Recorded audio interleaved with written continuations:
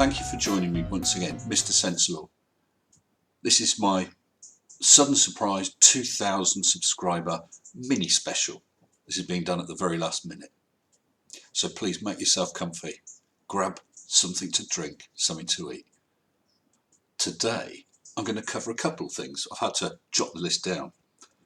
I've had a surprise message from someone, which I'll show you, concerning my 2,000.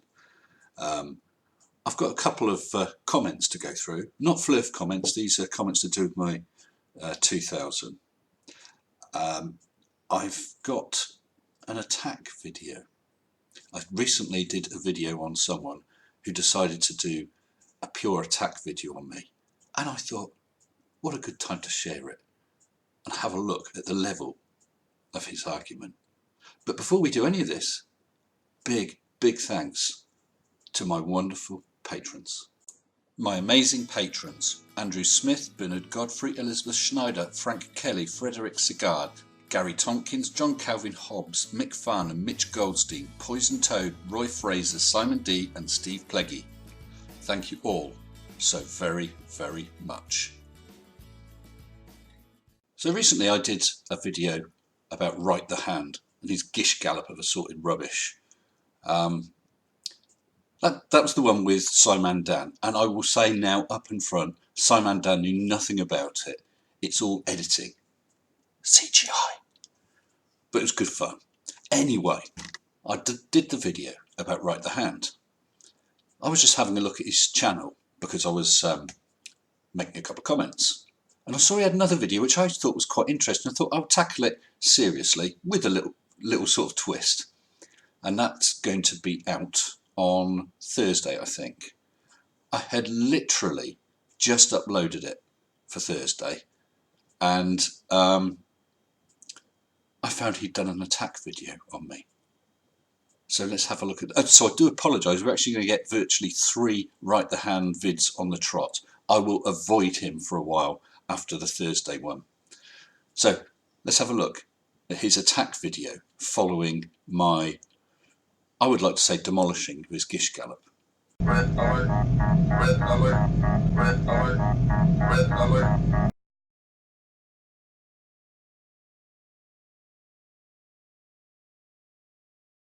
Next, this is supposed to be quote-unquote Earth. What the fuck is it floating in? It's not floating in anything, it's just in space, it's in nothing, okay? These are fish. They swim in the sea, or water, because they need water to swim in. Yes, fish need water to swim in. The planet doesn't need water to float in. These are birds. They fly in the air, because you need air to fly.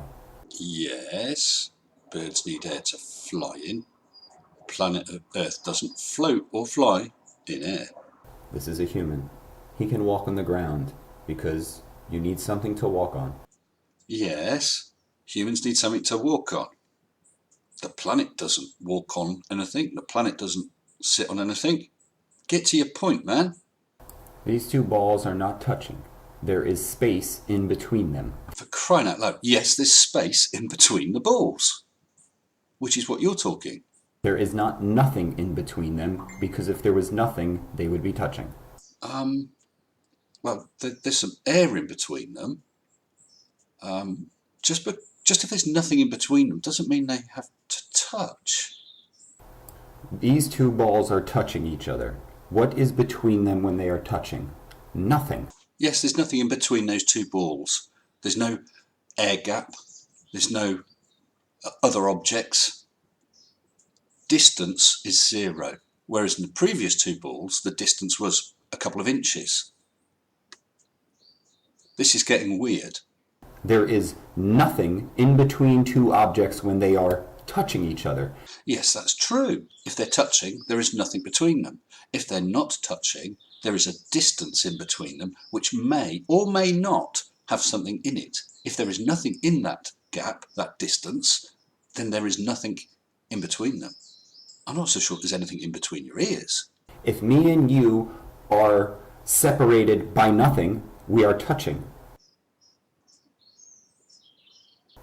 So by definition, nothing is not a space that can be occupied because nothing is the non-space that wouldn't be there when two objects are touching. Well, right, I think you're talking gobbledygook and arguing semantics and definitions. If I have two objects and they are touching, there is nothing in between them. If I move these apart, there is a distance in between them, and this distance happens to have air. If this was in a vacuum chamber, what is between them other than a couple of inches? Nothing. Is it nothing? Okay. Is it nothing? Okay. Is it nothing? Okay. Is it nothing? Okay. Yeah, listen to that guy. He knows what he's talking about. The Earth is in nothing. What do you think it's in? It's not in air, it's not in water, it's not on the ground. It's in a vacuum. So tell me, what is it in if it's not in nothing? And this is the conundrum that the ballers always get themselves into. If space is nothing, then it can't be in there, so it has to be something. But if it's something, then it would slow Earth down and create the friction that he's saying we don't get. And that is the end of his masterpiece attack video. Right, if the Earth was floating in water or floating in some air or other gas, yeah, there'd be friction. It would slow the Earth down. It's in a vacuum. There's nothing to slow it down, so it will keep rotating. There is no problem with that. That's a big heap of fail. Right, you apparently don't know anything, understand anything, or accept anything. I'm sorry, but you're a waste of time. Bye-bye. Shortly after I kicked over 2K, I found this comment from Michael Matthews. I'm the 2000th subscriber. Congrats, pal. Thank you, Michael. You're very welcome, and I hope you find yourself a home here. Then Frederic Segard, one of my early patrons. Congratulations on your 2000 subscriptions. To which I replied, many thanks. It's hard to believe, which it is. I'm absolutely amazed every time I look at the analytics, how the channel's rocketing. Frederic, my other patrons, subscribers, and people who've just dropped on by, I appreciate all the very nice and kind comments made. After I'd replied to Frederic's comment saying I found it hard to believe, Lisa Irwin said, Mr. Sensible, no it's not. You're funny, charming and informative. Who wouldn't want a pretend internet friend like you? Can you sing? No, Lisa, I can't sing, but I really appreciate the comment. Lisa Irwin, your comment absolutely made my day. Thank you. And I've been on YouTube for 3 years with over 200 hangouts, and I still don't have a freaking 1,000 subscribers. What the hell's going on? Quick, Arwin, close your eyes. Don't look. Don't look. You'll only regret it. Calm down now, Arwin. It's just not really worth it, okay, mate? Mrs. Sensible, on this special occasion of 2,000 subscribers, has agreed a celebration budget. Before we get to that, though, I received contact from a YouTuber, and he sent me this short video, and I thought I'd share it with you.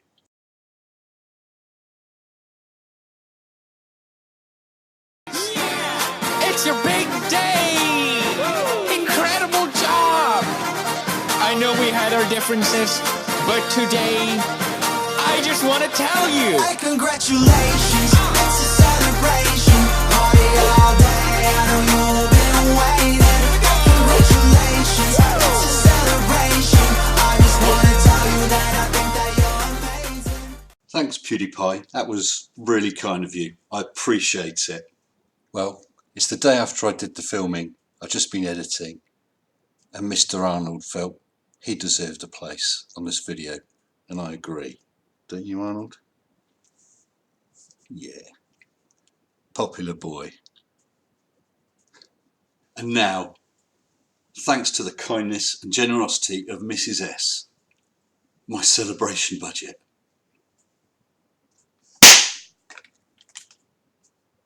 And now, thanks to the kindness and generosity of the wonderful Mrs. Sensible, I have a celebration budget I can blow.